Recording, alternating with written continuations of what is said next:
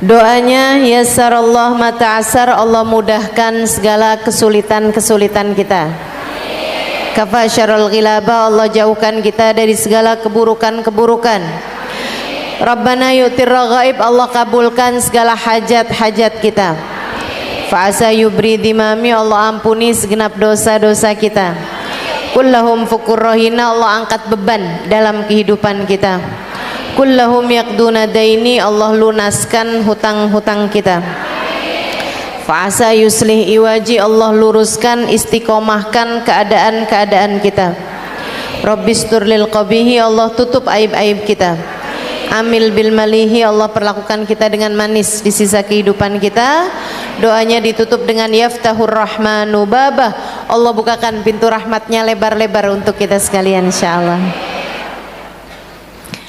Natawassal bil hubaba wal batulil mustataba wan nabi thumma as-sahaba fa'asa da'wah mujabah.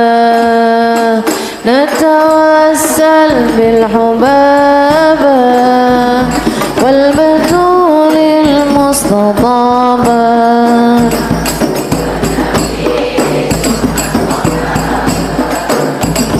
fa'asa da'wah mujabah.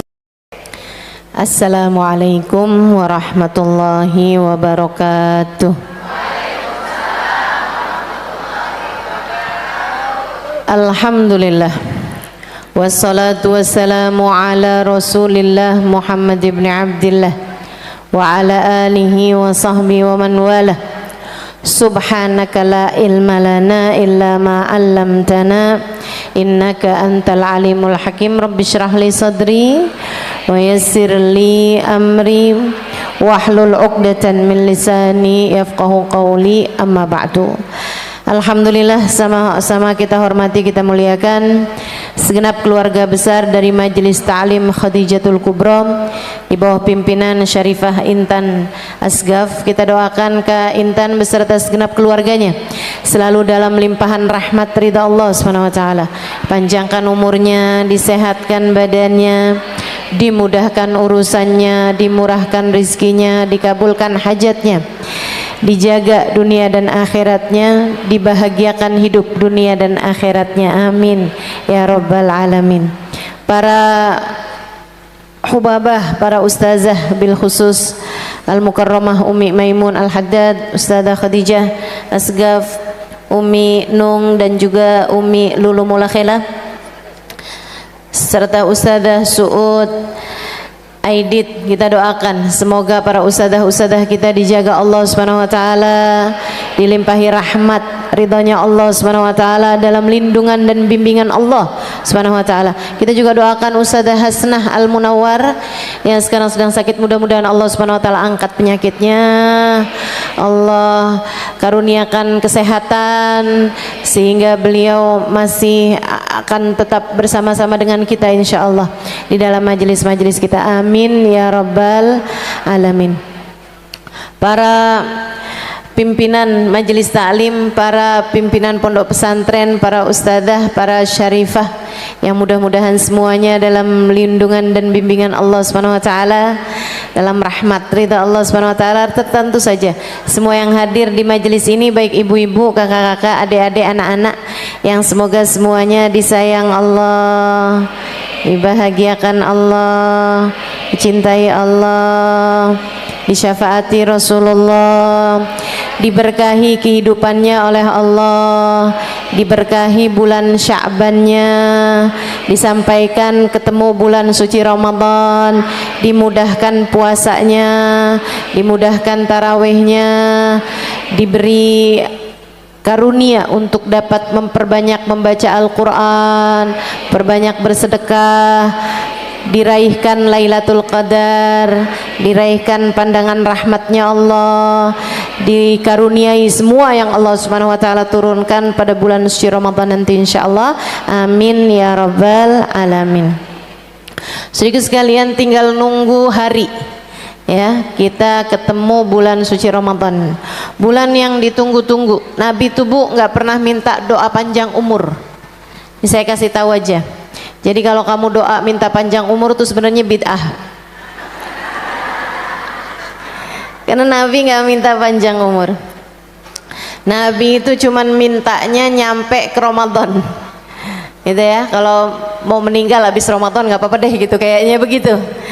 Jadi Nabi itu saudaraku sekalian tidak minta panjang umur kecuali kalau masuk bulan Rajab.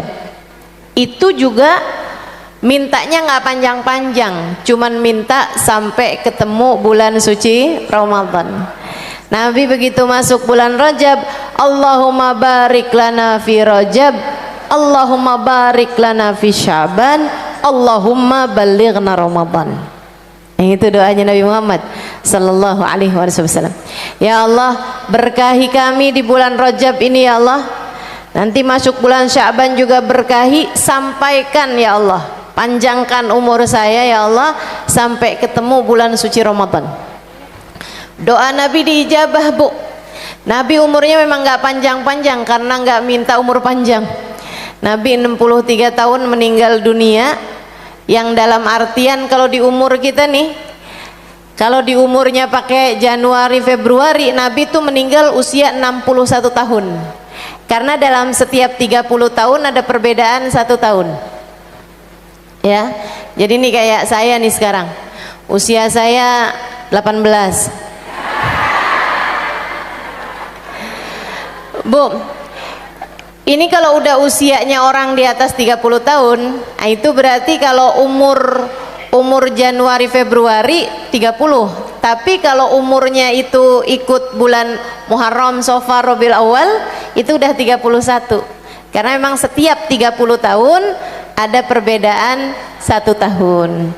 Gitu ya. Jadi Nabi Muhammad waktu meninggal dunia 61 tahun. Kalau hitungan April, karena Nabi Bu lahirnya bulan April sama kayak saya. Kita girang gitu ya, pokoknya ada persamaan menabi dikit aja kita pakai tuh, kita pakai buat tawasul kepada Allah. Ya Allah, sama bulannya ya Allah, biar disayang juga kayak Nabi Muhammad ya Allah. Teman-teman sekalian, Nabi Muhammad lahir bulan April, dan kalau hitungan April usia Nabi Muhammad ketika wafat 61 tahun. Tapi kalau usia Rabiul Awal, Nabi lahir di bulan Rabiul Awal, Nabi meninggal juga di bulan Rabiul Awal, yang artinya adalah bahwa Nabi Muhammad usianya 63 tahun.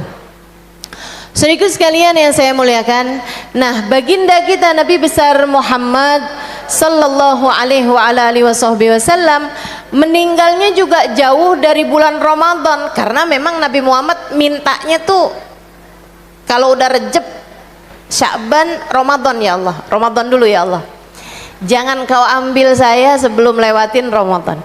Nah, Nabi makanya meninggalnya di bulan Rabiul Awal, jauh dari bulan suci Ramadan.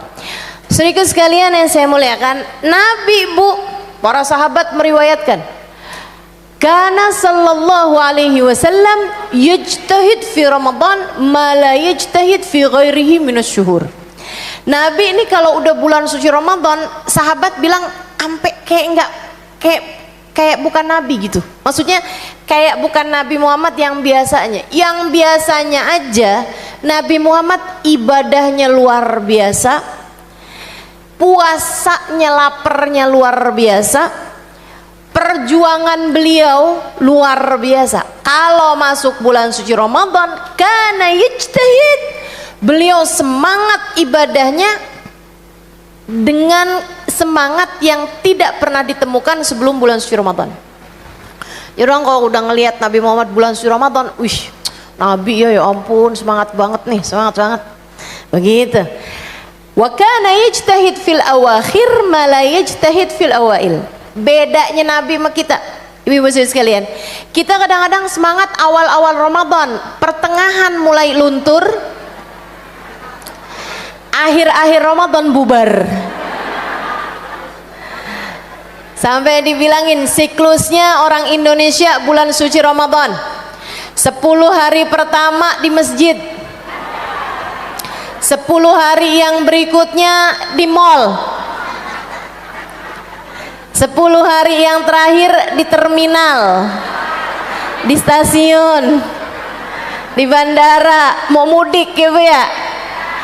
Jangan sampai 10 hari abisnya lebaran di Pegadaian, duitnya udah kehabisan, jadinya gadain kalung, gadain cincin. Ya Allah, saudaraku sekalian saya muliakan, Nabi nggak gitu. Nabi di awal Ramadan semangat, di tengah semakin semangat, di akhir lebih semangat lagi. Wa kana ya'takif, di 10 hari terakhir Bu, Nabi nggak pulang ke rumah. Nabi nggak pulang ke rumah. Kemana? Masjid. Nabi pulang ke rumah hanya untuk, mohon maaf, buang hajat, ganti baju, sesuatu yang tidak mungkin dikerjakan sama Nabi di masa itu di dalam masjid. Itu aja Nabi Muhammad pulang ke rumah.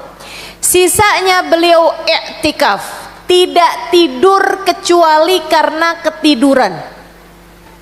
Nggak modelan kayak kita, kalau puasa tidur aja kalau siang, kalau malam makan mulu. Ya Allah, mudah-mudahan Allah perbaiki puasa kita, Allah perbaiki Ramadan kita, Allah muliakan kita di bulan mulia ini insyaallah, amin ya rabbal alamin. Nabi kok udah akhir-akhir kayak begitu, i'tikaf 10 hari terakhir bulan suci Ramadan.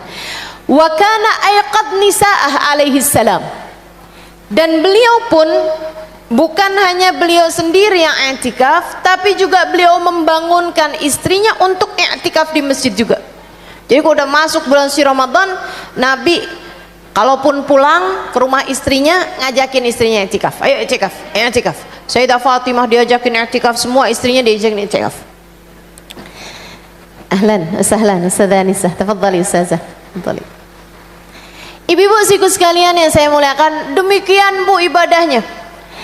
Dan itu ibu-ibu siku sekalian saya masih dapetin, alhamdulillah, masih dapetin orang-orang yang kalau bulan suci Ramadan saya ngelihatnya sampai nggak kayak orang Bu, sambil mikir nih tidurnya kapan, ini orang-orang kenapa ibadah mulu, ini yang senderan pas rokaat-rokaat terakhir traweh mana dia nih orangnya.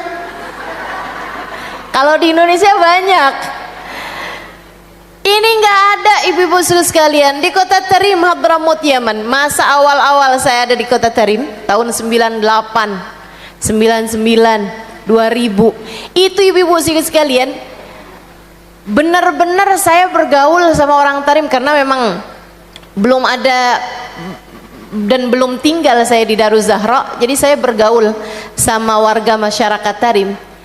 Saya dibuat kaget-kaget sama mereka karena di bulan suci Ramadan saya ngelihat orang-orangnya mendadak jadi kayak bukan orang. Kayak apa Ustazah? Kayak malaikat Bu, kayak malaikat. Masya Allah, antara Quran, antara zikir, antara ibadah. Ibu-ibu sekalian, semuanya, bukan hanya ulama-ulamanya. Wah, kalau udah ulamanya kita nggak bisa ngomong deh tuh. Emang para ulamanya luar biasa. Bahkan Bu, ini saya ceritain. Saya tuh tinggal di sebuah rumah kontrakan.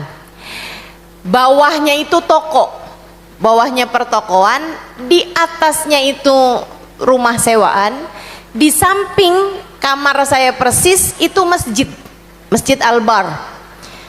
Masjid Bor orang sebutnya, Masjid Al-Bar. Ibu-ibu sekalian, nah itu kadang-kadang kalau sore-sore saya pulang ke rumah saya, suka ada cowok-cowok, remaja-remaja tanggung, ya umur-umur anak-anak SMA lah kalau di kita ya, 18 tahun, 19 tahun gitu, 17 tahun gitu, pada nongkrong di depan toko. Anak-anak begituan, pada nongkrong depan toko, godain temennya. Depannya itu kayak semacam lapangan gitu sambil ngeliatin apa, ngomentarin apa gitu. Mereka nggak pernah sih godain saya, nggak pernah. Mereka tuh dianggap aib gitu kayaknya kalau godain perempuan. Jadi mereka kalau misalnya saya lewat-lewat gitu kayak nggak lihat aja gitu. Tapi Bu, begitu masuk bulan suci Ramadan nggak ada tuh anak-anak yang nongkrong-nongkrong tuh nggak ada. Ibu-ibu sih sekalian, gantinya karena saya itu kamar saya sebelahan persis sama masjid. Tiap malam tuh saya kedengeran suaranya orang tadarus Al-Quran.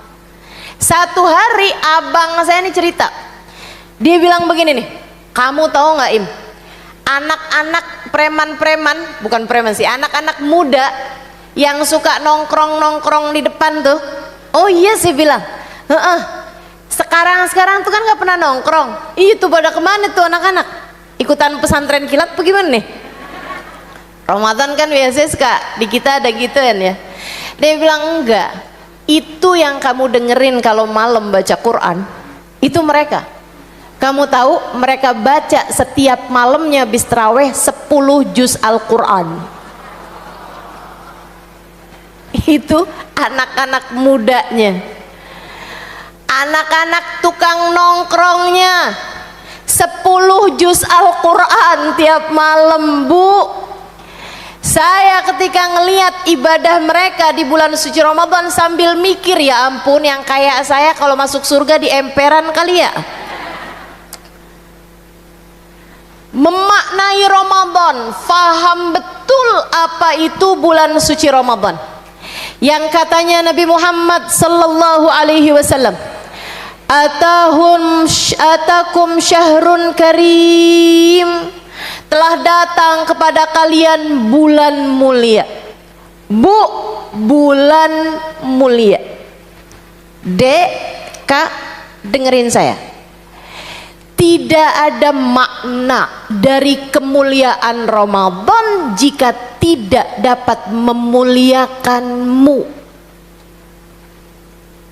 Ramadan bulan mulia. Apa arti kemuliaan Ramadan bagimu jika Ramadan tidak dapat memuliakanmu? Kamu menyebutnya bulan suci Ramadan. Menurutmu apa arti kesucian Ramadan jika bahkan di bulan Ramadan kamu masih tenggelam dalam dosa-dosa?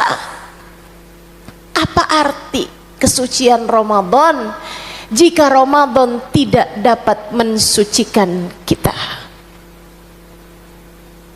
Maka mari memaknai bulan suci Ramadan sebagai sebuah hadiah indah yang Allah Subhanahu wa ta'ala karuniakan dalam kehidupan kita.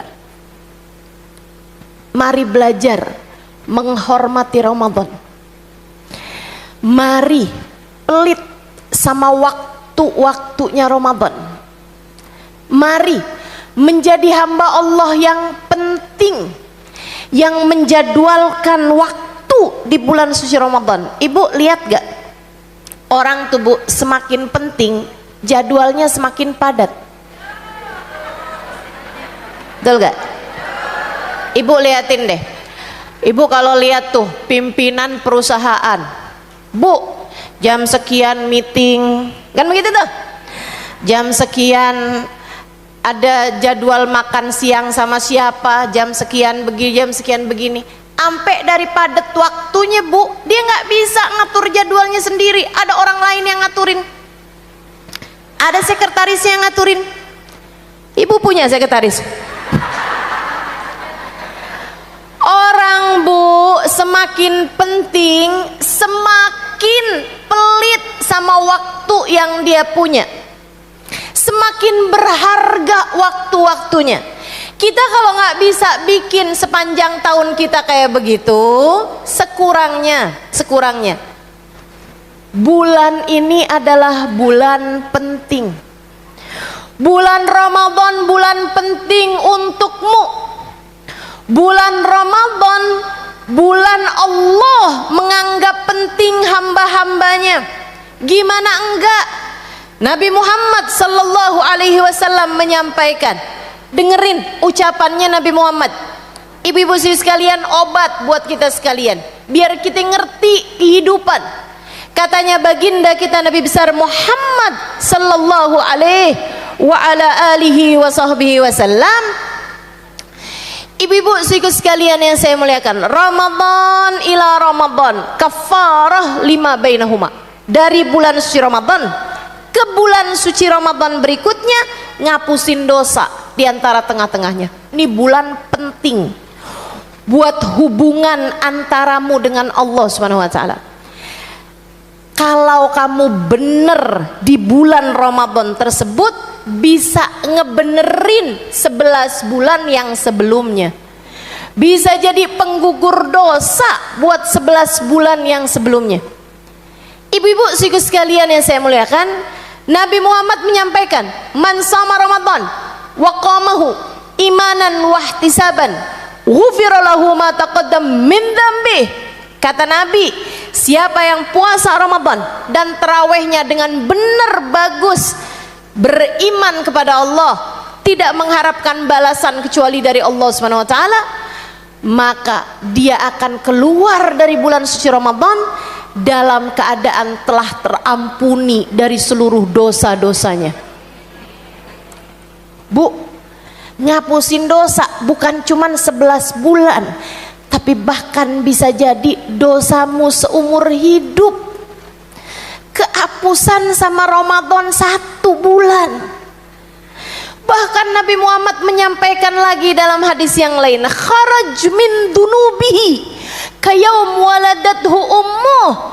Kalau bagus Ramadanmu, kata Nabi, malamnya tarawihnya bagus, ibadah malamnya bagus, siangnya puasanya bagus, jalanin waktunya dengan bagus, katanya baginda kita Nabi besar Muhammad sallallahu alaihi wasallam, keluar dari bulan Ramadan jadi kayak bayi yang baru dilahirkan dari rahim ibunya, suci, bersih. Allah menganggapmu fitrah, kembali kepada fitrah. Bukan hanya diampuni dosa-dosa, tapi telah menjadi hamba yang seutuhnya suci. Hatinya bersih, jiwanya bagus, jadi kayak bayi lagi, Bu. Kurang penting apa nih bulan? Kurang penting apa ini bulan? Ibu-ibu saudaraku sekalian yang saya muliakan, bahkan Bu, saya kalau liatin hadisnya Nabi Muhammad SAW, saya ngeliat bulan Ramadan nih jadi bulan yang paling pantas buat kita cari muka di hadapan Allah. Bu, 11 bulan saya banyak cari mukanya di hadapan manusia. Cari muka di hadapanmu. Kalau mau hadir majelis, dandan dulu. Walaupun antara dandan sama enggak dandan, Bu, naiknya cuma dikit doang. Kalau enggak dandan 6,3. Kalau dandan ya 6,5 kali dah. Dikit naiknya. Tapi saya kerjain juga tuh. Saya nggak akan hadir majelis belum mandi. Mandi dulu loh ini, Bu. Ibu-ibu saudaraku sekalian yang saya muliakan, saya pikirin apa yang mau saya sampaikan. Saudaraku sekalian yang saya muliakan, saya cari muka di hadapan suami saya, biar dia nggak marah, biar dia tetap ridho. Mudah-mudahan, amin. Aminin apa, Bu?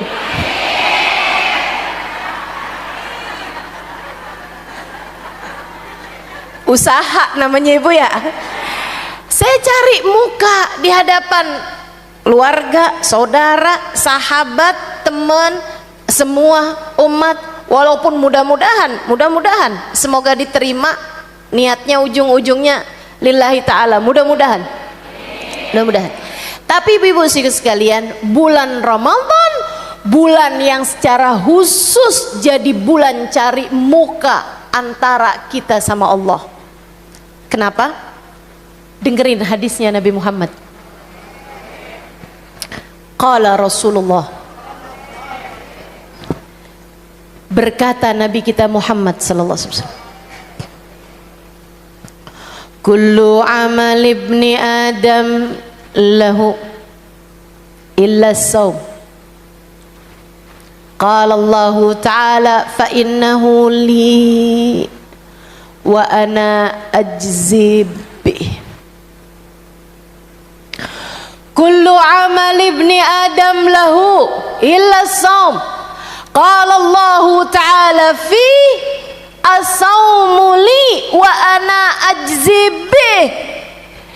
Semua amal perbuatan umat manusia, kata Nabi Muhammad, amal kita nih Bu nih, semuanya buat kita sendiri, buat kita sendiri, kecuali puasa.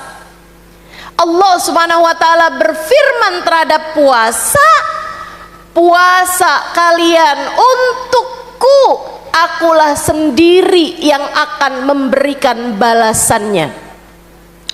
Jadi Bu, amal umat manusia ini dihadapkan di hadapan Allah. Keterangan guru saya Sayyidil Habib Umar bin Hafid, amal ibadah kita nih zikir, Quran, ngajar, belajar. Amal ibadah kita nih Bu nih, sholat sunnah, sedekah, zakat, nutup aurat, bakti sama orang tua, khusyuk, tawakal, sabar. Semua amal ibadah kita dihadapkan di hadapan Allah Subhanahu wa Ta'ala. Allah kemudian mengatakan, semua amal ibadah kalian untuk kalian. Kata Allah, aku hanya akan mengambil dari kalian puasa kalian. Puasa kalian untukku, aku sendiri yang akan memberikan balasannya. Aku sendiri yang akan jadi jurinya. Aku sendiri yang akan memberi penilaiannya. Aku sendiri yang akan kasih pontennya. Bu tahu nggak lagi zaman sekolah dikasih ponten Bu? Ponten Ustazah, enggak ponten.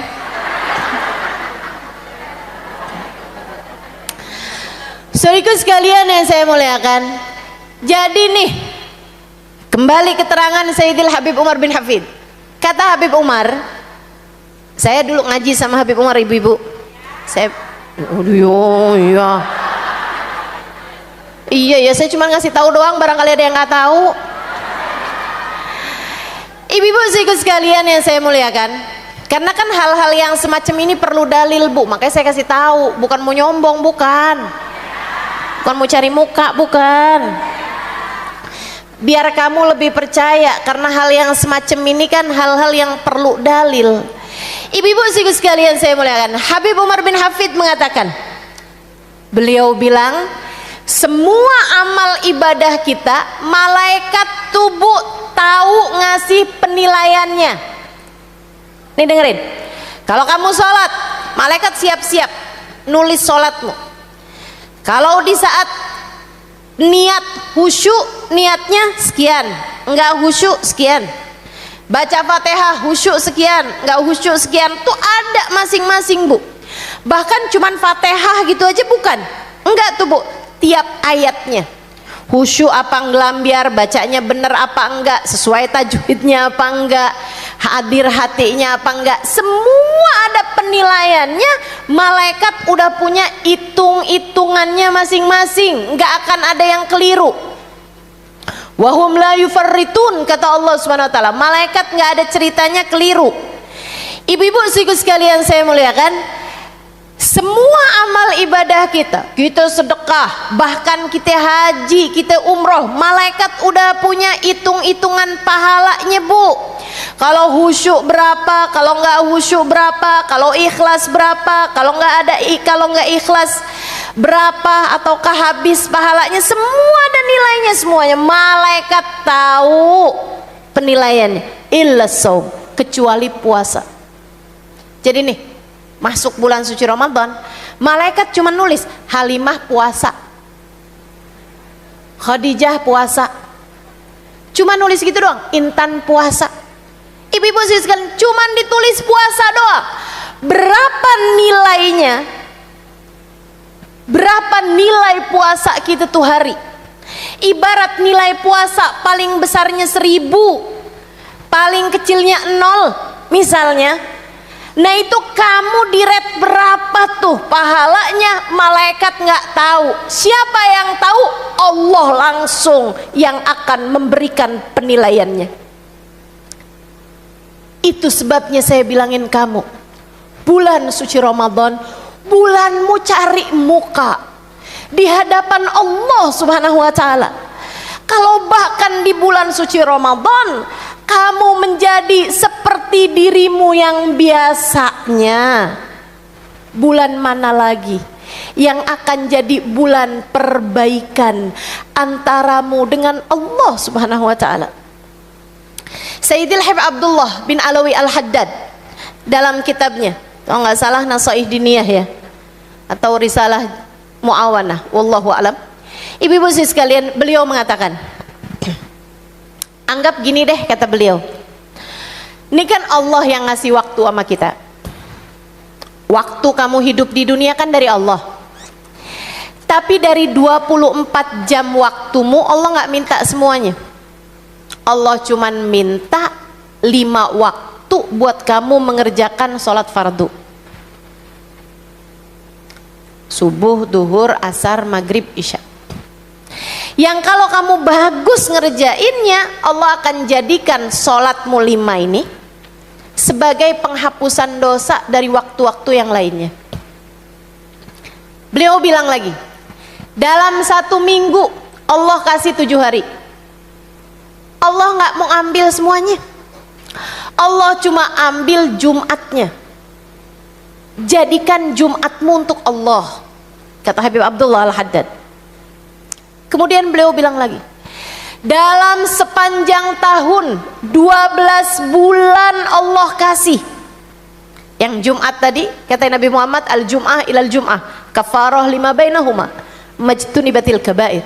Dari Jumat ke Jumat berikutnya bisa ngapusin dosa dalam seminggu jika kamu bagus melaksanakan sholat Jumatnya. Ada baca sholawat, ada baca surat Al-Kahfi nih hari Jumat nih. Saya ingatkan kembali, saudaraku sekalian yang saya muliakan, nanti ba'da asar baca sholawatnya Sayyidah Fatimah, Allahumma salli ala Sayyidina Muhammadin abdika wa rasulikan nabiyil ummi wa ala alihi wa sahbihi wa sallim taslima sebanyak 80 kali.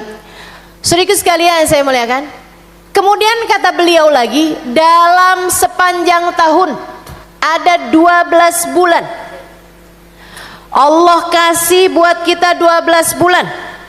Allah seolah berkata, ambil 11 bulannya buat kalian. Aku cuma mau dari kalian bulan suci Ramadan. Jadikan itu sebagai bulan antaramu denganku.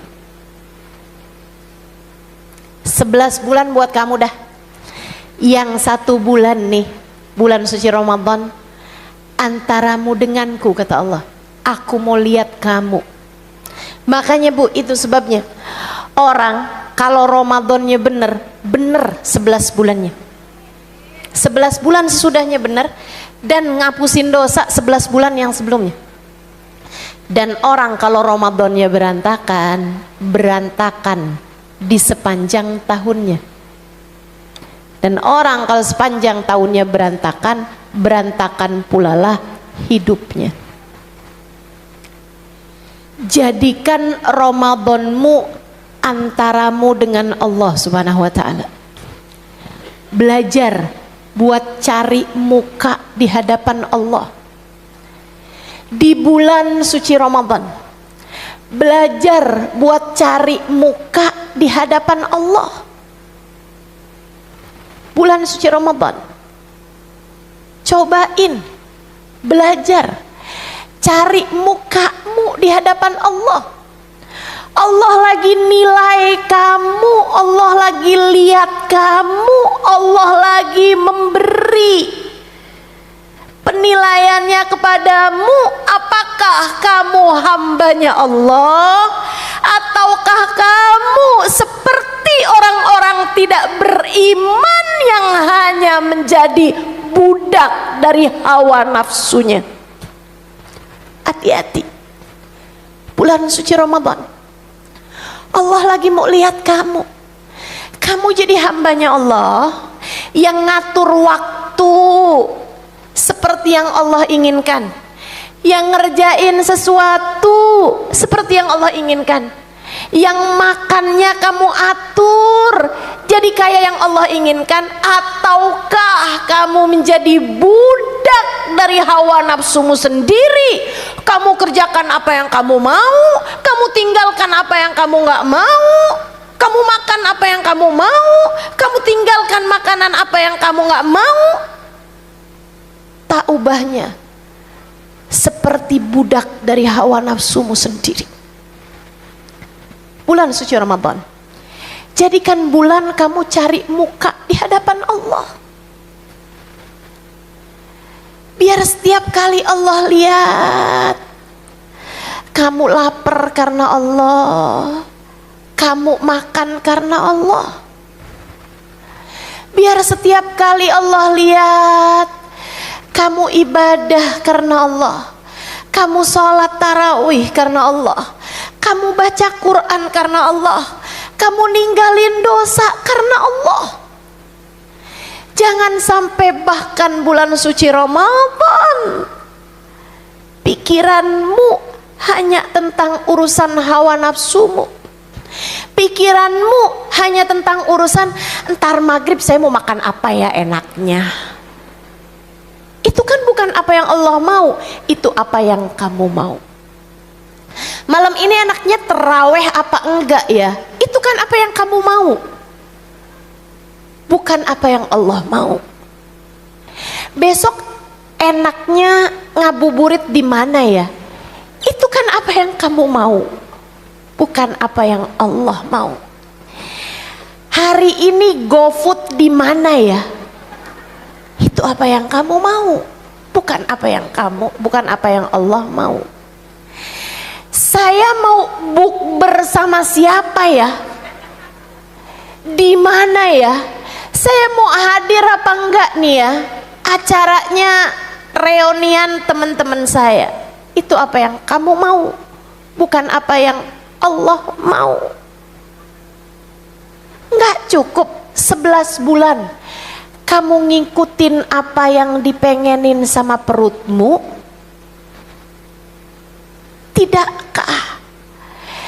Tidakkah cukup 11 bulan kamu penuhi perutmu dengan apa yang diinginkan oleh hawa nafsumu? Kamu makan apa yang kamu mau, kamu nggak makan apa yang kamu nggak mau. Gimana kalau di bulan Ramadan jadikan hawa nafsumu taba'an lima ji'tu bih, kata Nabi Muhammad. Jadikan hawa nafsumu mengikuti ajaran yang aku telah membawakannya untukmu. Ajaran agama Allah, ajaran agama Islam. Saudaraku sekalian yang saya muliakan, diaturin sama Allah Subhanahu wa taala karena Allah mau lihat gimana nih kamu jadi hambaku, bener apa enggak nih kalian nih jadi hambaku di bulan suci Ramadan. Sampai sama Allah diatur cara makan dan jam makan, Bu, diatur sama Allah. Dari subuh sampai ke maghrib kamu jangan makan, kamu jangan minum. Udah bagus nih, alhamdulillah. Jangan sampai ketika dibuka jendela makannya sama Allah. Ini kan sekarang lagi musim diet nih, urusannya sama jendela makan. Bulan suci Ramadan, Bu, bulan Allah ngatur jendela makan kita. Masa kamu diatur sama dokter mau, diatur sama Allah nggak mau?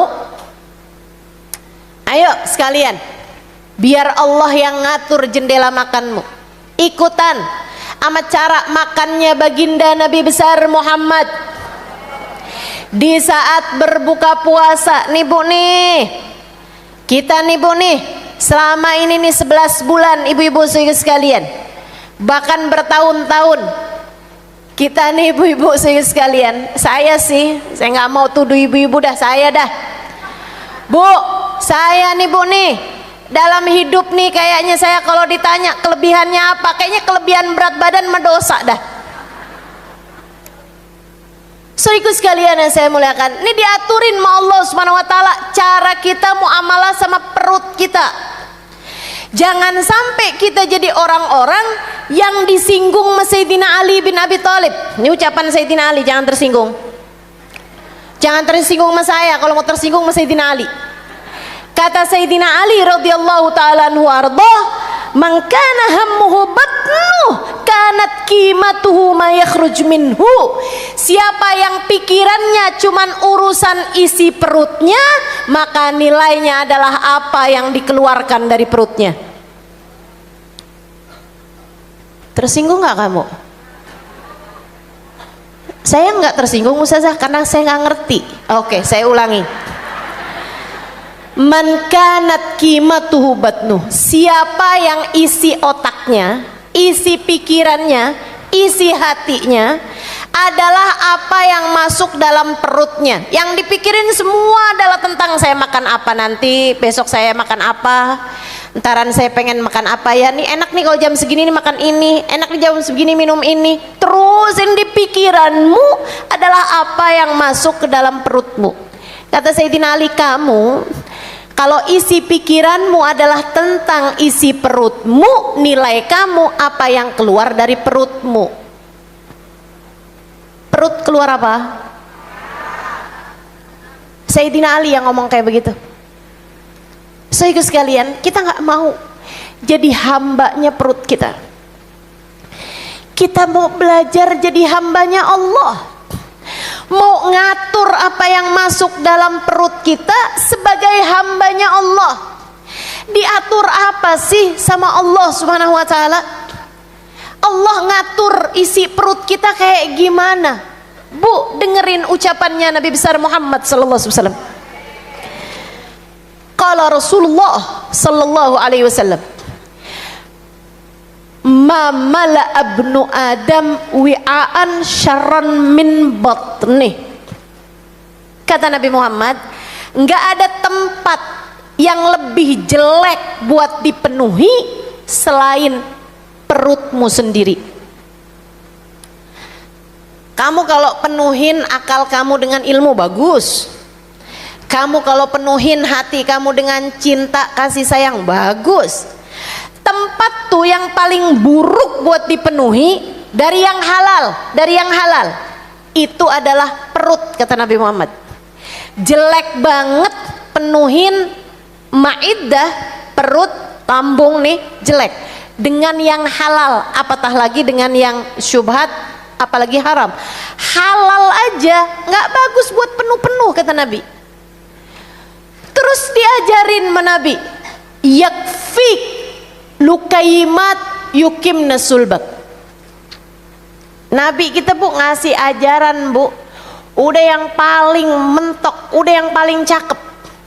Nih kalau kita hidup sesuai dengan ajarannya Nabi, sehat zahir batin kita nih bu, sehat seluruh kehidupan kita ibu-ibu sekalian. Ini saya ngomongin kayak begini nih bu, ngomongin diri saya sendiri bu. Saya sakit kaki gara-garanya keberatan berat badan, coba. Padahal segitunya saya ngelihat diri saya kayak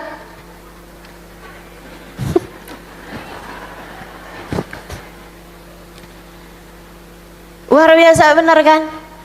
Bukan saya bu yang bilang, dokternya bilang, mohon maaf ustazah, dengkul ustazah nggak kuat bawain berat badan ustazah. Allahu Akbar, ampun dah. Nih perut kita nih bawa banyak masalah dalam hidup. Saya sambilan mikir aja nih, di dunia aja kita dibikin pusing sama perut kita, jangan sampai di akhirat kita dibikin pusing sama apa yang masuk dalam perut kita. Saudaraku sekalian yang saya muliakan, sama Nabi dikasih anjuran cara muamalah kita sama perut. Bu, tapi emang berat banget sih bu, ajarannya Nabi ini berat banget. Sekurangnya kita bisa belajar ngamalin itu di bulan Ramadan. Kata Nabi gini nih bu, nih bu, saya emang banyak hafalin hadisnya Nabi. Kenapa? Karena katanya Sayyidina Imam Malik bin Anas alaihi ridwanullah, Semua ucapan orang ada benar ada salahnya. Semua ucapan, mau ilmuwan, mau siapa, ada benar ada salahnya. Kata Imam Malik, kecuali ucapan orang yang dimakamkan di tempat ini. Kata beliau sambil pandangannya mengarah ke Raudhah Asy-Syarifah, makam baginda kita Nabi besar Muhammad sallallahu alaihi wasallam. Ucapan Nabi nggak pernah salah. Ucapan Nabi nggak pernah salah. Kenapa? Alladzi la yantiqu anil hawa in huwa illa wahyun yuha. Sebab Nabi ketika berbicara nggak pernah berbicara dari hawa nafsunya. Ucapan Nabi Muhammad selalu adalah wahyu yang diwahyukan Allah kepadanya. Nabi ngasih tahu caranya kita muamalah sama perut kita, Bu. Apa kata Nabi Muhammad? Yakfik lukaimat yukim nasulbak. Kamu tuh kalau makan sekedar bikin berdiri tulang punggung kamu aja. Berat banget kan? Artinya kalau kamu masih duduknya bisa tegak, nggak perlu makan kamu. Nih, semuanya masih bisa tegak duduknya. Kamu nggak perlu makan. Yakfik lukaimat yukimna sulbak. Nabi Muhammad yang bilang, bukan saya. Yang bilang bukan dokter diet, bukan dokter gizi. Nabi Muhammad yang bilang, kamu mau urusan makan, cukup sekedar memberdirikan tulang punggung kamu aja. Itu sebabnya, Bu, Sayyidina Abu Bakrin Siddiq, beliau mengatakan di masa akhir kehidupannya, masyabi'tu ba'dal islami qad. Saya sesudah kenal Islam tidak pernah sekalipun kekenyangan. Karena saya setiap kali makan ingat hadisnya Nabi Muhammad, yakfi'ik lukaimat yukimna sulbak. Kamu kalau makan cukup sekedar memberdirikan tulang belakangmu saja. Ibu-ibu saudaraku sekalian yang saya muliakan, itu sebabnya Nabi juga suka godain Sayyidina Abu Bakar, Bu. Sayyidina Abu Bakar itu, nah asal ibu-ibu tahu nih biar enak bayanginnya. Sayyidina Abu Bakar itu putih, tinggi, putih, kurus banget. Dari kurusnya Sayyidina Abu Bakar itu kalau pakai sarung suka melorot. Beneran. Saya bicara berdasar fakta.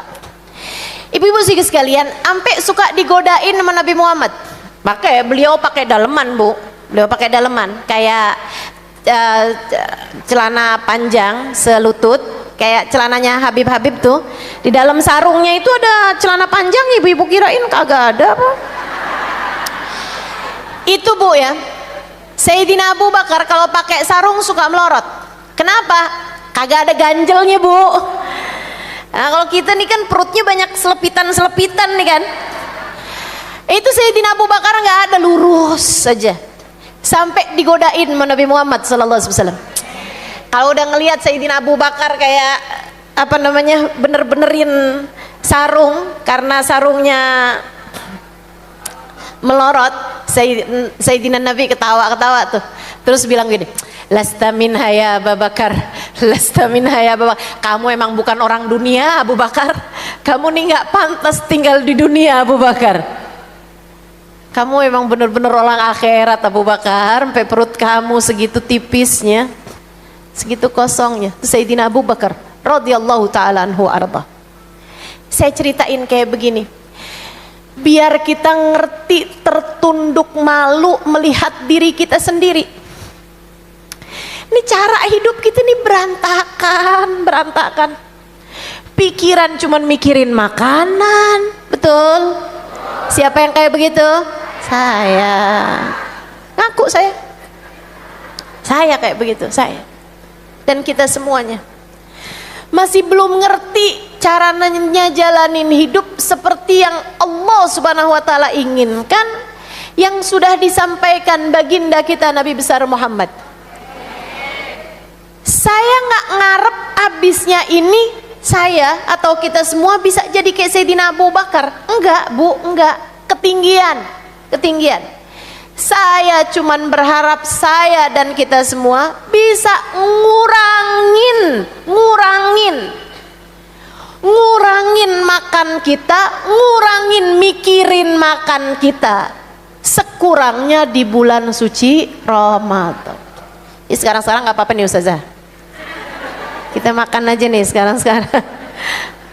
Saudaraku sekalian saya muliakan, Nabi Muhammad kasih tahu, yakfik lukaimat yukimna sulbak. Kata Nabi, kamu urusan makan cukup sekedar berdiriin tulang punggung kamu aja. Kalau kamu udah berdiri tulang punggungnya, kamu gak perlu makan. Allah. Makanya Bu, Nabi Muhammad sendiri kurang banyak apa sejarah disampaikan tentang baginda kita Nabi besar Muhammad sallallahu alaihi wasallam, sampai narok batu di perut beliau sallallahu alaihi wa ala alihi wasallam, sampai Sayyidina Umar bin Khattab menangis terisak-isak, menangis sesenggrukan ketika melihat pemandangan tersebut yang diriwayatkan oleh Sayyidina Umar. Sayyidina Umar cerita, saya masuk ke rumah Nabi Muhammad sallallahu alaihi wasallam. Saya masuk ke kamar beliau, saya dapati Nabi Muhammad sedang tergeletak di tanah. Tubuh beliau sepertinya sangat lunglai. Saya pun segera mendekati Nabi Muhammad sallallahu alaihi wasallam. Saya bilang, "Amaridun anta ya Rasulullah?" Apakah engkau sakit wahai Rasulullah, sehingga engkau tergeletak semacam ini di lantai, di tanah? Sakitkah engkau wahai Rasulullah? Aku pegangi tubuh beliau.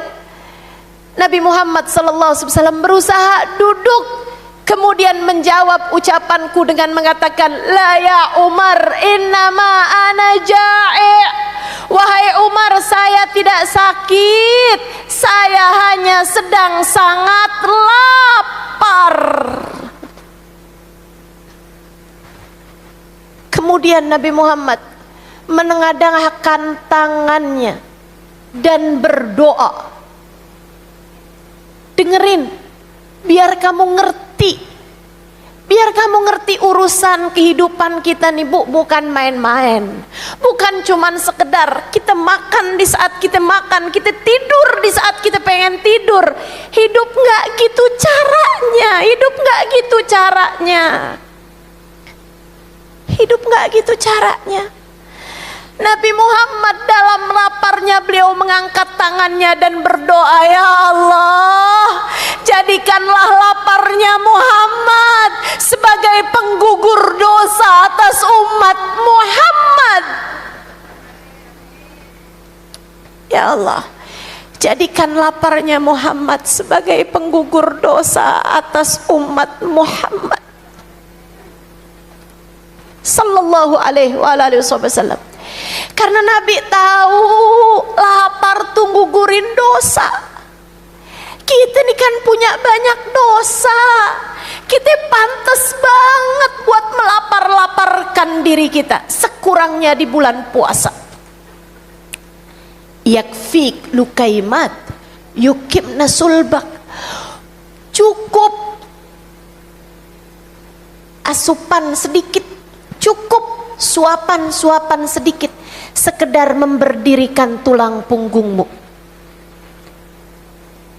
Gak kuat kita Rasul, kalau caranya mesti kayak gitu hidup nih, gak kuat kita Rasul.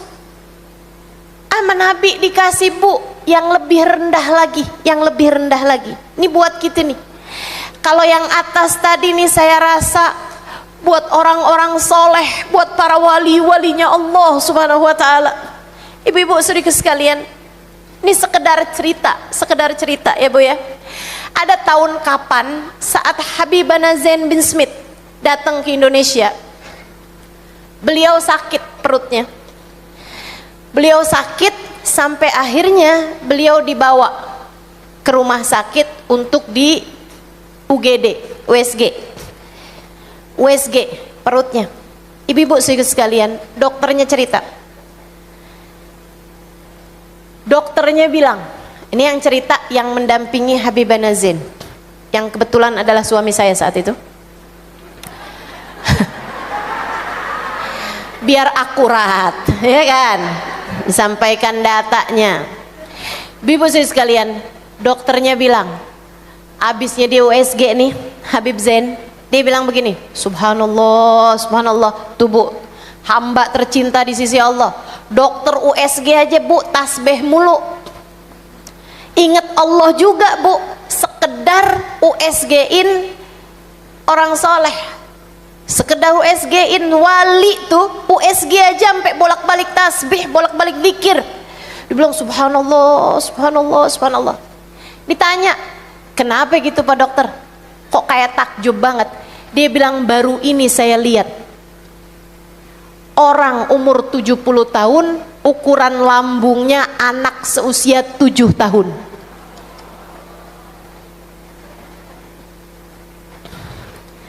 Coba ngaca. Allahu Akbar, lambung kita ukurannya udah melar kemana-mana.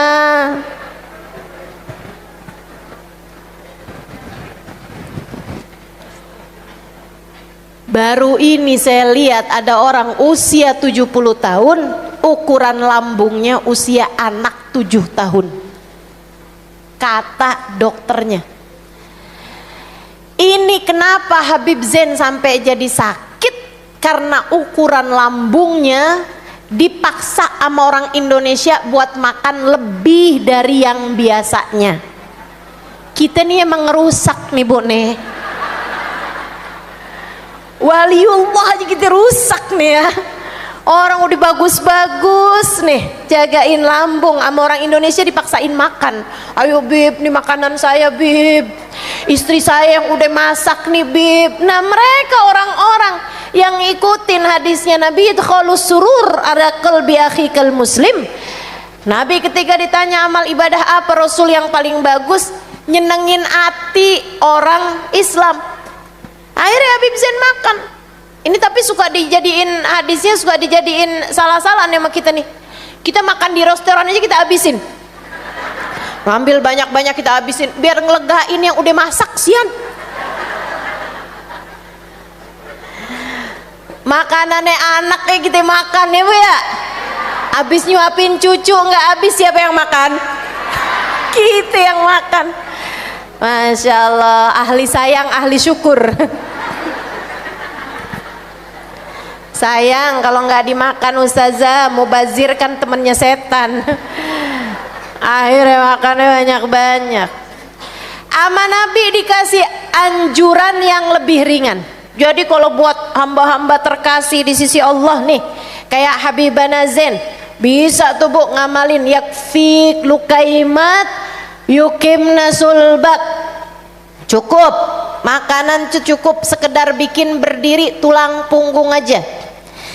Tapi karena kita nggak kuat, minta ajaran yang lebih ringan lagi ya Rasulullah. Fa in kana falabud fa thuluthun li ta'amik wa thuluthun li syarabik wa thuluthun li nafasik. Kata Nabi Muhammad nih, ini biar bisa kita praktekin bulan suci Ramadan bu, udah deket ya bu ya, biar diinget-inget nih ajaran saya. Ibu jangan kebanyakan scroll GoFood, akhirnya nafsu selera makannya jadi tinggi. Ibu jangan kebanyakan ngeliatin resep masakan, hari ini mau nyoba yang mana, besok nyoba yang mana, jangan. Dan juga jangan kebanyakan ngabuburit ngeliatin orang jualan bawaan, pengen semuanya bu. Betul. Ayo nih kita jagain pola makan kita di bulan Ramadan, mengikuti cara makannya baginda kita Nabi besar Muhammad. Kata Nabi Muhammad, fa in kana falabud, kamu kalau harus makan fathuluthun li tamik wa thuluthun li syarabik wa thuluthun li nafasik. Sepertiga buat makan, sepertiga buat minum, sepertiga buat saluran nafas. Lambungmu jangan dipenuh-penuhin. Lambungmu jangan dipenuh-penuhin. Ustazah perasaan kayak belum penuh dah ustazah. Itu masalah kita tuh di bulan puasa. Kayak sepertiga ustazah, sepertiga nasi, sepertiga gorengan, sepertiga kolak, sepertiga es campur sepertiga. Wah Allah, itu mah bukan sepertiga jatuhnya Bu, kepenuhan. Sampai baca Quran saat sholatnya tuh sampai nafasnya pendek-pendek, betul. Bismillahirrahmanirrahim, sampai kayak begitu. Belum lagi kelakuan nih Bu nih, waktunya buka puasa makanan lain, abisnya itu makan nasinya lain, abisnya terawih nyari makanan lain lagi. Ada yang kayak begitu? Mana orangnya? Ya Allah, ya Allah. Ayo cari muka di hadapan Allah. Bulan suci Ramadan, cari muka di hadapan Allah. Ingat ucapan Nabi Muhammad kepada Sayyidah Aisyah. Indah banget nih, dengerin. Katanya Nabi Muhammad kepada Sayyidah Aisyah, "Ya Aisyah, dawimi ala qara'i babillah." Ya Aisyah, dawimi ala qara'i babillah. Wahai Aisyah, terus-teruslah mengetuk-ngetuk pintunya Allah. Aisyah, bersimpuhlah kamu di pintu Allah dan mengetuk-ngetuklah nak. Teruslah mengetuk-ngetuk pintu Allah Subhanahu wa taala. Sayyidah Aisyah bertanya, "Aduh, enak banget tuh Rasul ngetuk-ngetuk pintunya Allah. Enak banget tuh bersimpuh di pintunya Allah. Gimana caranya ya Rasulullah?" Nabi Muhammad menjawab, "Bil ju', dengan rasa lapar. Saat kamu lagi lapar, kamu sedang mengetuk-ngetuk pintunya Allah." Bu, laparnya dijaga bahkan di saat malam. Biasa kalau kamu bulan puasa ngerasain lapar di waktu siang. Tapi gimana kalau tahun ini kita bisa ngerasain lapar bahkan di saat malam? Jadi puasa yang nilainya berbeda. Sebab setiap kali jam 10 malam kamu belum tidur lagi baca Quran, perut mulai kelaparan, tapi kamu gak kasih makan juga, kamu sedang mengetuk-ngetuk pintunya Allah.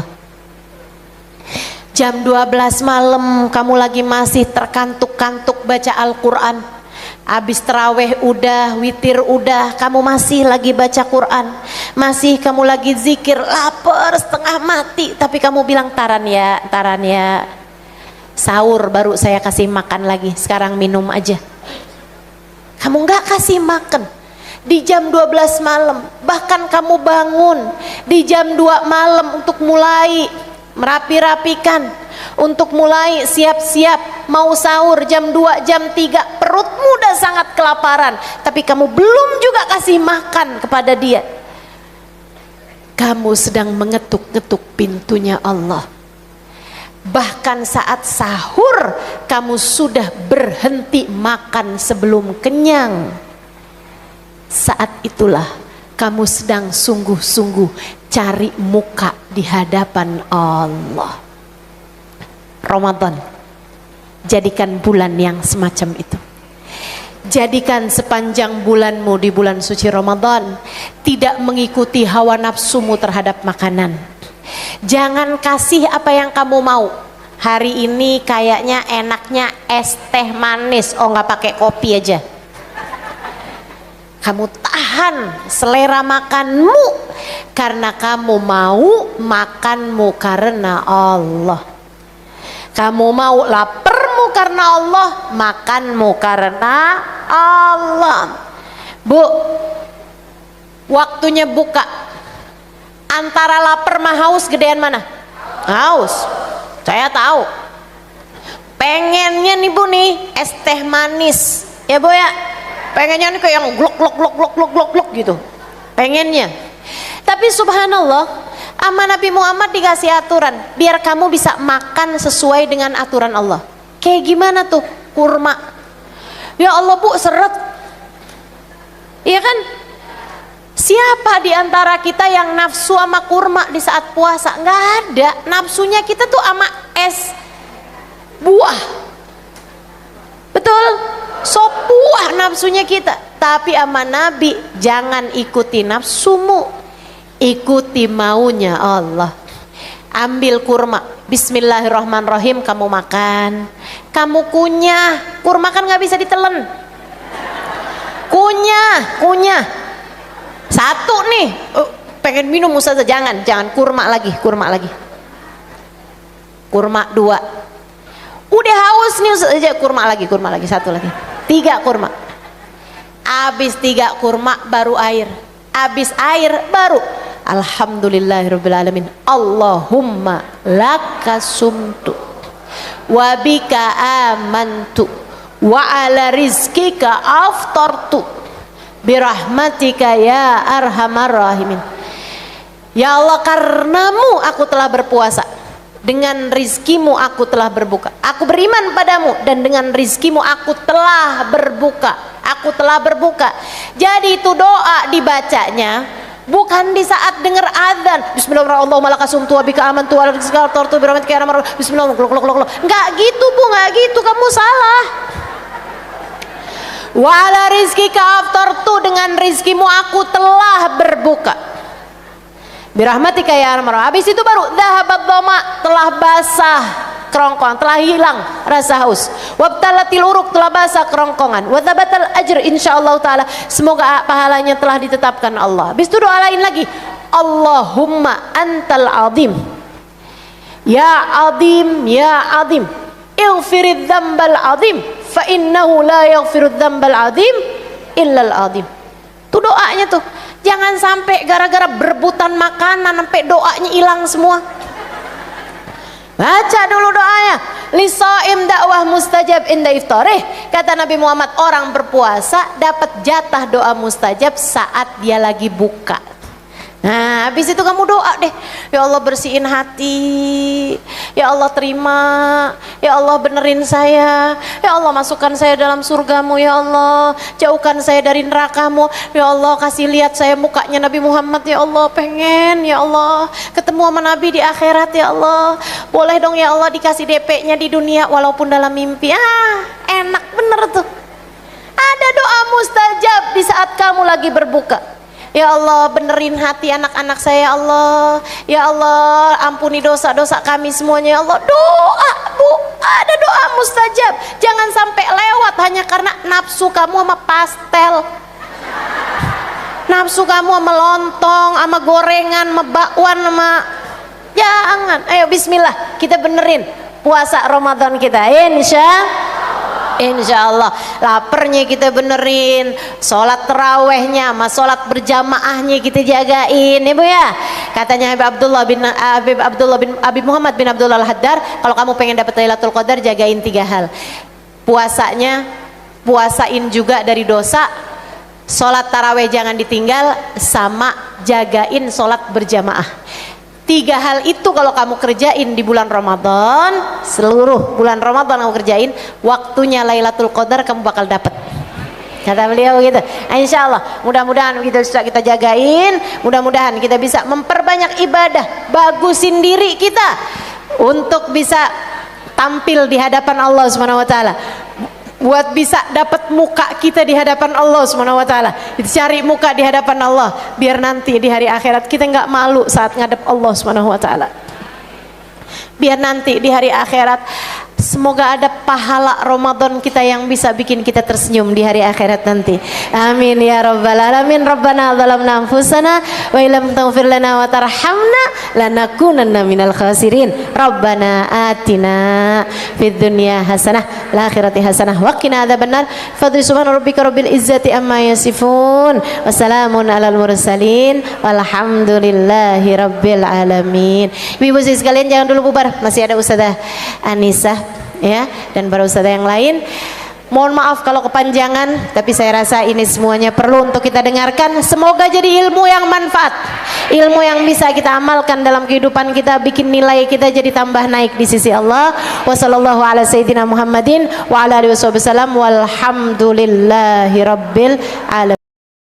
Ibu tahu nggak, orang tuh kalau udah umur 40 tahun itu ibaratnya satu kakinya udah nyampe kuburan Bu, tinggal nunggu yang sebelah.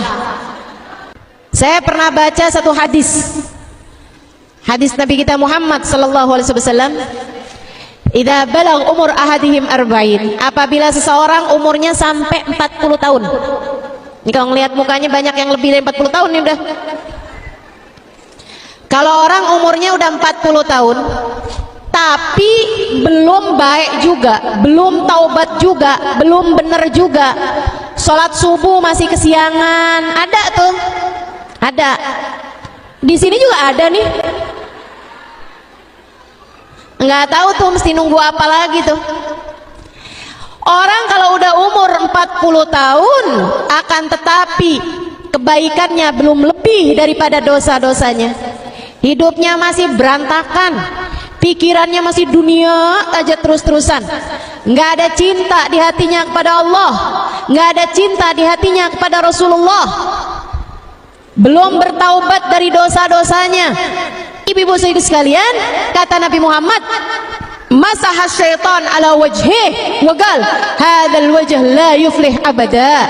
Setan ngusap mukanya, Bu. Orang umur 40 tahun pas ulang tahun 40 tahun, kalau kamu belum benar juga, kalau kamu masih jadi ahli maksiat juga, kalau kamu belum taubat juga, ibadah belum benar juga, setan usap wajah orang tersebut. Kemudian setan bilang, ini mukanya orang yang gak bakal beruntung sama sekali. Dah nih mah kelompoknya kita nih, kata setan gitu. Naudzubillah min dzalik, naudzubillah min dzalik.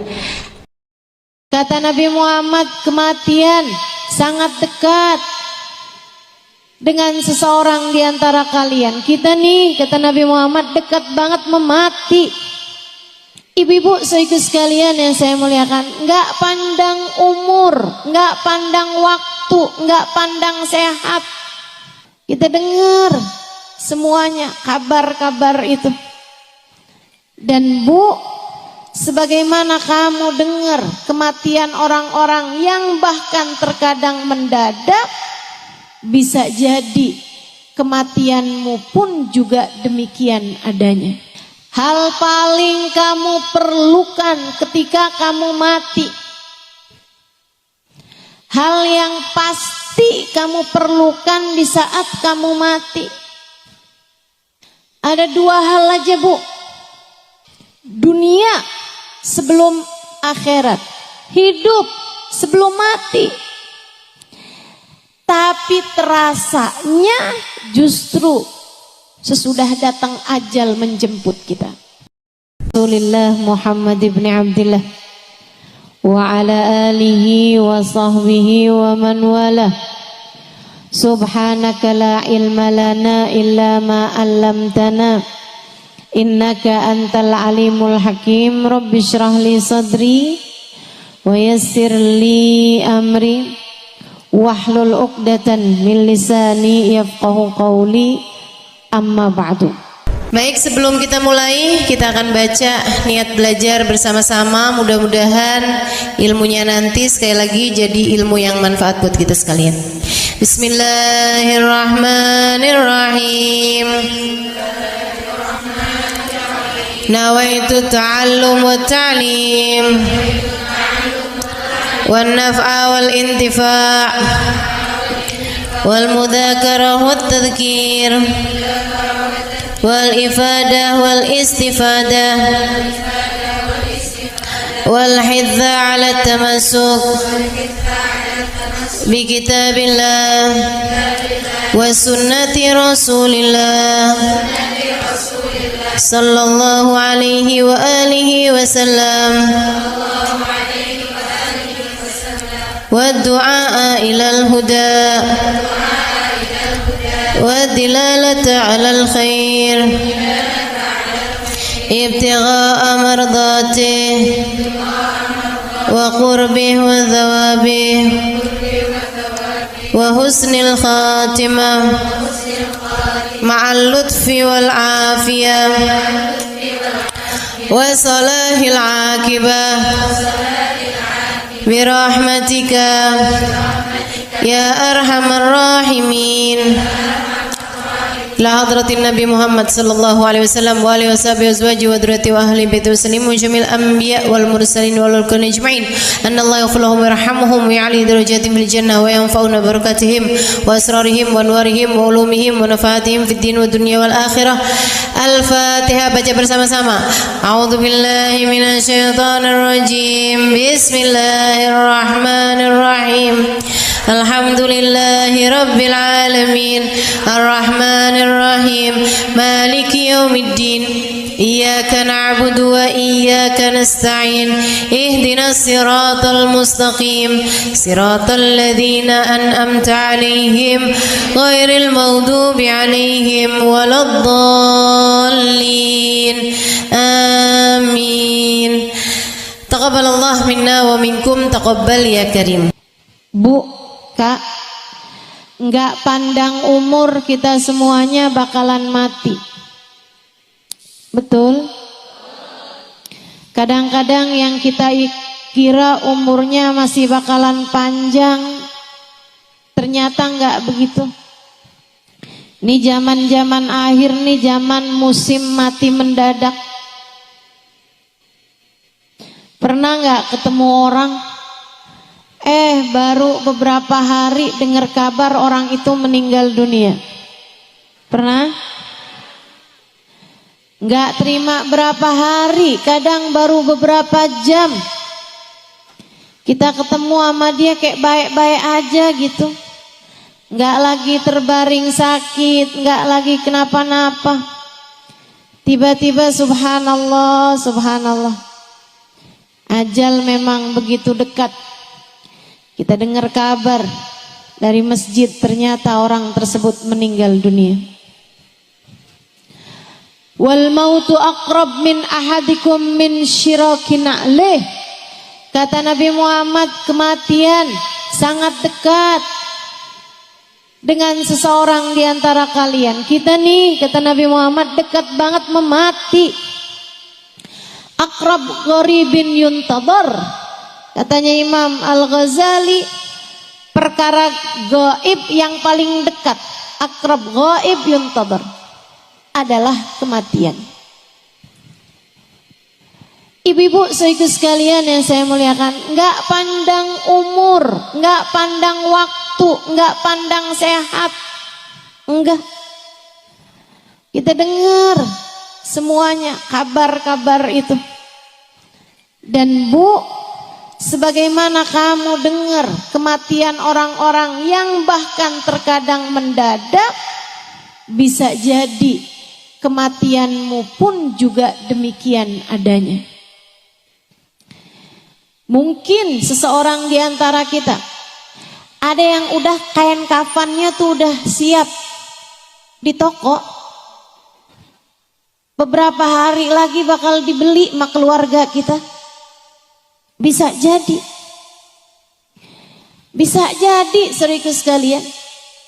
Nih hari ini hadir, beberapa hari kemudian dengar kabar. Yang hadir kemarin itu ada yang meninggal dunia. Kita nggak pernah tahu. Nggak pernah tahu. Karenanya dengerin saya. Hal paling kamu perlukan ketika kamu mati, hal yang pasti kamu perlukan di saat kamu mati, ada dua hal aja Bu. Kamu pasti perlu itu. Sebenarnya bahkan dari saat hidup di dunia ini kamu udah perlu dua hal tersebut. Tapi kita suka ingkar, kita suka kemana-mana, kita kirain kita nggak perlu, padahal sebenarnya kita perlu.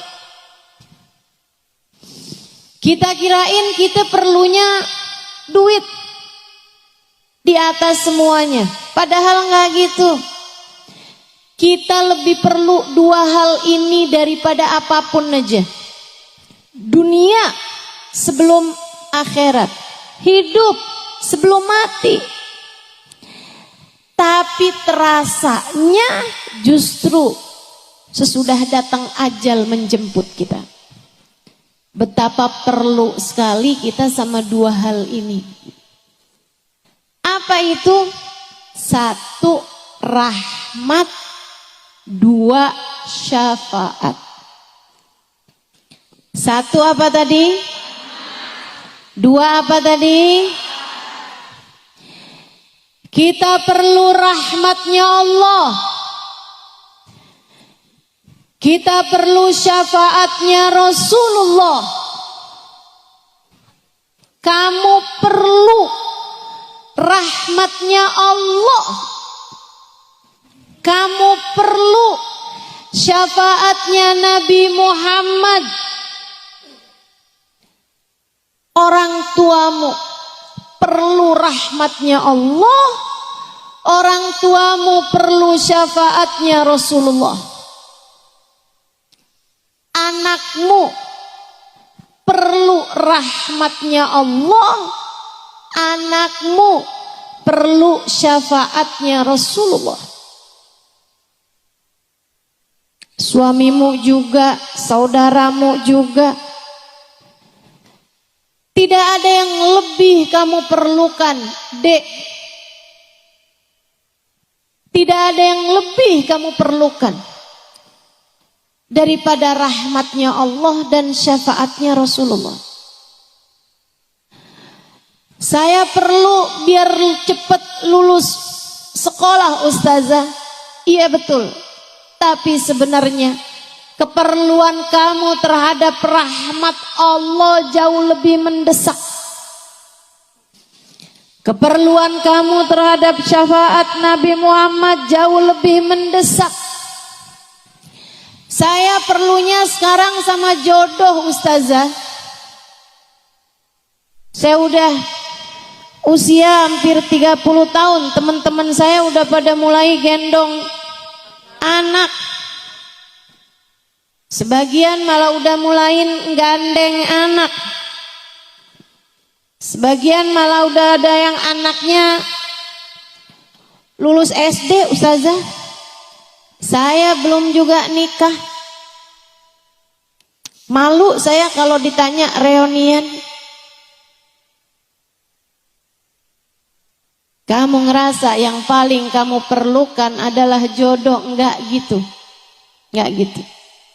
Yang paling kamu perlukan adalah rahmatnya Allah dan syafaatnya Rasulullah. Ini di dunia.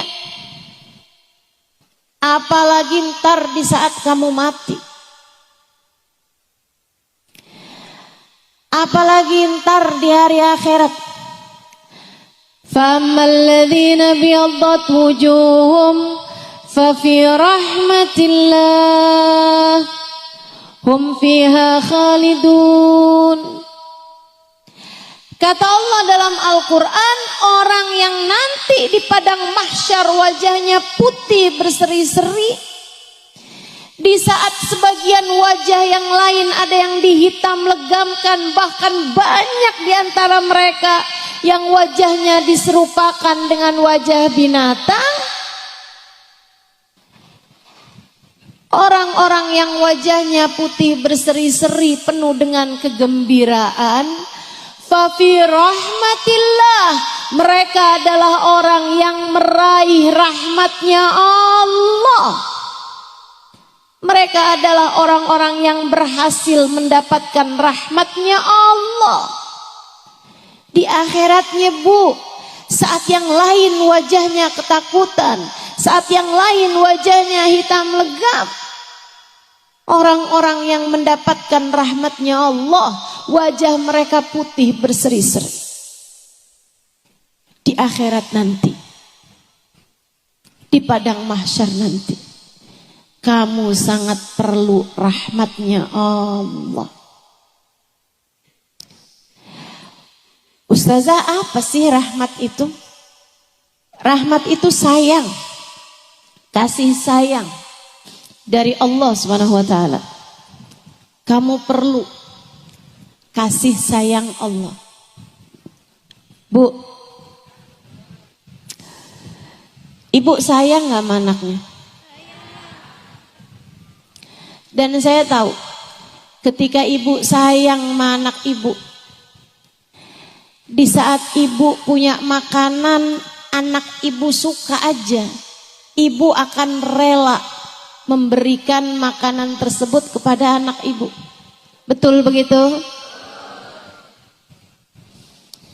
Sampai anaknya bilang, tuh mah makanannya masih ada. Oh udah mama udah kenyang, kamu aja. Padahal kamu masih pengen.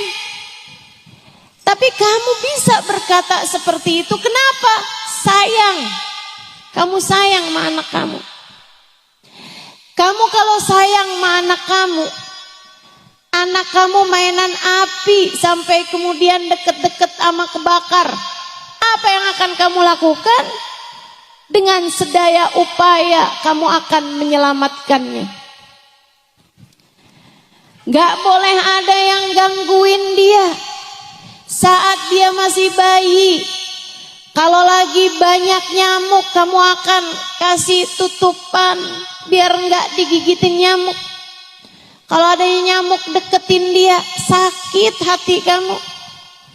Kamu rasanya mau bilang menyamuk, kamu gigit anak saya, kamu saya gigit loh. Sayang. Kita kalau sayang, kita tahu apa yang akan kita lakukan. Ibu, walaupun kita nggak punya segalanya, tapi apa yang kita punya, kita akan dahulukan anak kita karena kita sayang sama dia. Kita aja gitu, apalagi Allah. Allah Bu, kalau udah sayang sama kamu, dimuliakannya hidupmu, dimudahkannya urusanmu. Apapun yang kamu mau. Saya sering dengar orang bilang, buat orang yang saya sayangi, apa juga saya kasih. Allah gitu. Buat hambanya yang Allah sayangi, apapun bakal Allah kasih. Seolah Allah berkata, buat kamu apa sih yang enggak? Ketika ada seorang perempuan berumah tangga sama suaminya sama anaknya,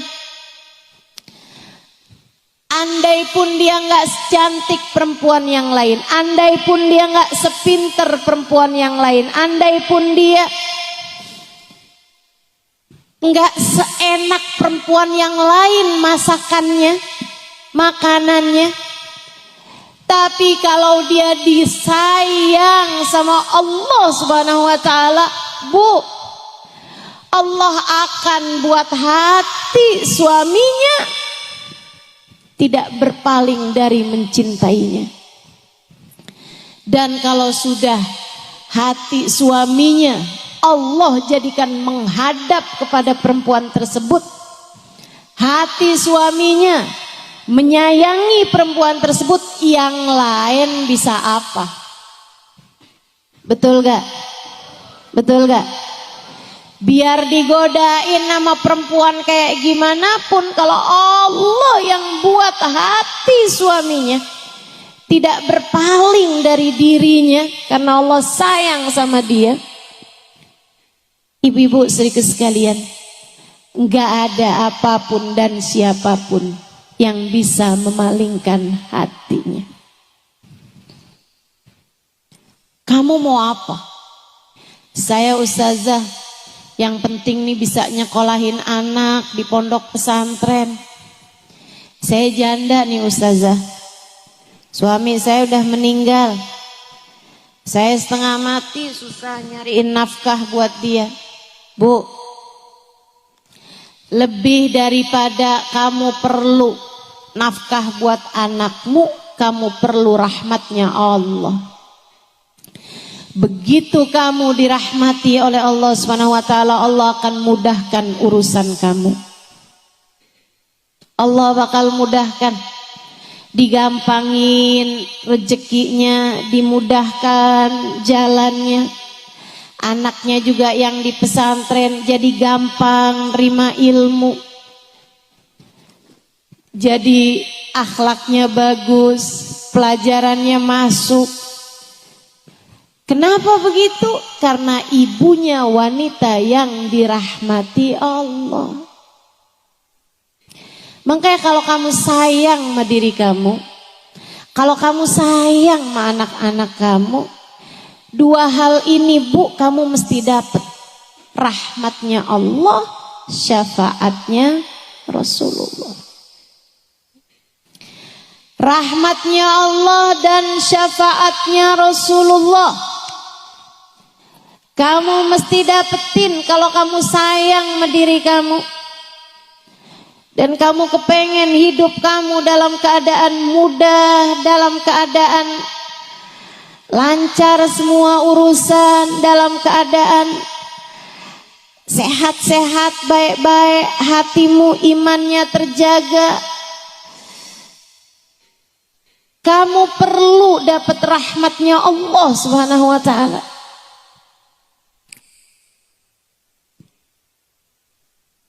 Belum lagi kalau datang kematian.